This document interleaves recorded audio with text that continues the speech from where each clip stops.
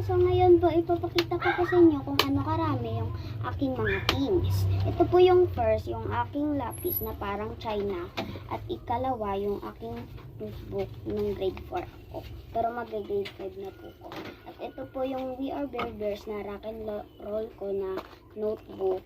At ito po yung Puro Rose Flower Garden ko po na binigay ni Pastor. Ito po, papakita ko po sa inyo. Ito po, at may nakalagay rito. Yan.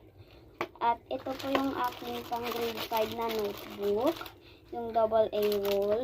At may ruler po ako na pang bata. At ito po yung isa ko pang ano ba tawag yun? Papel. At ito po yung binigay pa rin ni Pastor sa akin. At may isang papel pa rin ako. At may 3 lapis at isang book. So, bye!